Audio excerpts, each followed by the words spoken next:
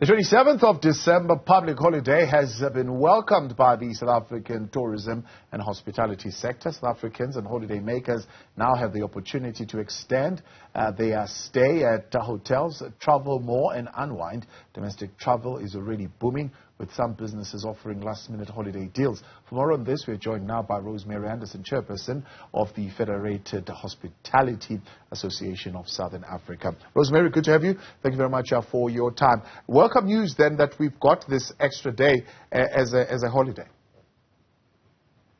Oh, it certainly is. And we're just so excited this year because remember this time last year we had Omicron and it was a new variant and no one knew if it was more dangerous or it was more transmissible. And people were scared to travel. It was a real downer. So I think the industry is so excited.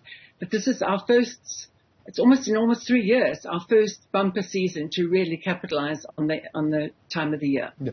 Do you get a sense that your boom is coming from local travelers who, because maybe of the economic times that we are in, would not be able to afford going overseas and therefore are exploring an option of traveling locally? Or are we seeing more of that all-important international visitor coming through to our shores?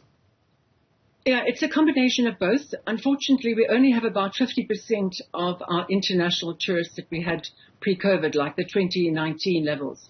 So we're still way down on our international tourism. But thankfully, our local tourists are really supporting the hospitality and tourism industry. And, I mean, there's so much to do in South Africa. We are just one of the top destinations in the world, so there is so much to do. So you can see why we've been supported. Yeah. The last time, of course, as you mentioned, we were talking Omicron and how that would have limited movement and hospitality bookings. We are also faced now with some infrastructure challenges. And just do you get a sense that you've been able to work around those, water availability because of the floods and some concerns, of course, around the safety of the beaches in KwaZulu-Natal? Yes, absolutely. The tourism and hospitality industry is really ready. We've really prepared ourselves. But I don't think we can say the same for municipalities or government. So from, as you mentioned, beaches, a lot of swimming pools right on the beachfronts, also not open, even though they've had many, many months to repair them. The treating of sanitation in South Africa is a major problem. The media is really concentrated on Durban the last few months. However, our government has reported that the majority of our wastewater plants are not compliant. So that means that the effluent they are releasing into either our dams, our rivers, or our seas are non-compliant. In other words, they've got a high E. coli content. So you have the same problem in the Cape, you have the same problem in all our provinces. So I think this is some pressure we need to put on government that they've really got to rectify this, because in tourism, any water area, whether it's a dam, a river, or the sea, that's where tourism is a good hotspot for. So it's crazy that we're not looking after our valuable, scarce water sources in South Africa, and that just by not treating our water and sanitation processes correctly, we're damaging not only obviously our water sources, but also major tourism destinations. So I think just as tourism has really done everything we could do to be ready, I wish government and municipalities would do the same. And the other thing is roads. You know, our government organizing our roads, making it safe for travelers to travel at this time of the year. There's a big emphasis on safety for traveling, but is government doing enough to actually make sure there's no potholes, so all of the lovely tourists traveling will actually not have problems with potholes? The same goes with safety and security. So as much as tourism and hospitality is doing its bit, government and municipalities really, really need to start coming to the party, because tourism is the single biggest possible creator of jobs in South Africa without the government doing anything, because we've got so many wonderful attractions to South Africa. We don't need to build new factories. We don't need to spend huge amounts of money. All we've got to do is get our basics right. Basic water and sanitation, supply of electricity, roads, policing. You do that and the tourism and hospitality industry will do what we do best, and that's create lots of jobs. We could literally create millions of new jobs in South Africa if we created the correct platform for us to easily attract more international tourists. Yeah. Are there any particular trends that you're picking up this time around? I mean, particularly in terms of those who are like me, if you're like me, see sand, that's what I do. Others, of course, we've seen lots of rain, and maybe they like the bush and the Big Five experience. Are there any particular trends that you're picking up? We're picking up that the Cape is very popular at the moment. We're picking up that reserves are very popular. Resorts out in the bush are very, very popular. In fact, some of them are actually pre-COVID level. They're back to the occupancy pre-COVID.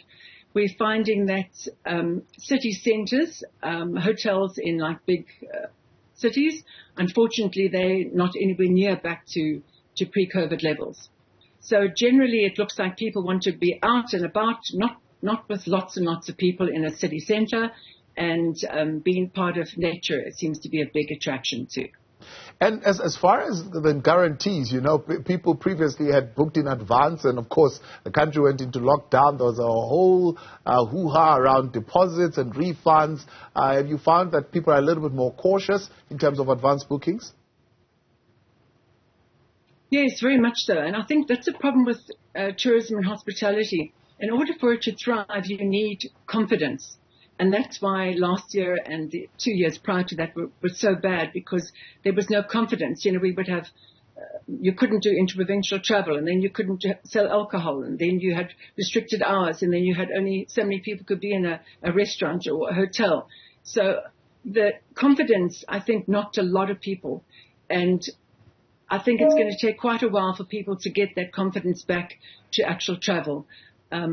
This phenomenon is being seen worldwide, but we definitely need confidence to be able to book and know that we definitely will be able to travel. And so you're perfectly right. We definitely need to have a little bit of time of passing whereby everything is fine, and then hopefully people's confidence levels will raise again. Yeah. The other question, of course, I've had this conversation earlier, also in the month with an aviation expert, around the prices of flights. Is there a conversation amongst the tourism sector to come up with some package deals that would also allow for flights to be a little bit more affordable? Absolutely. The price of flights are crazy at the moment, but obviously you know why. It's because we obviously have fewer offerings. So we need more competition in that regard. On the positive side, because flights are so expensive at the moment, quite a lot of small towns and dorpies are actually benefiting from it. So a lot of tourists used to fly into different centres, even actually the Kruger area. And now people are actually going through the town. So a lot of the smaller guest houses, restaurants who used to just rely on the odd bit of business are now getting a lot more business because far more people are driving, because flying is just becoming so expensive. Rosemary Anderson, appreciate your time, and thanks so much for your intervention tonight. She's with Federated there. Rosemary, looking at the expected boom because of that extra holiday announced by the President on the 27th of December.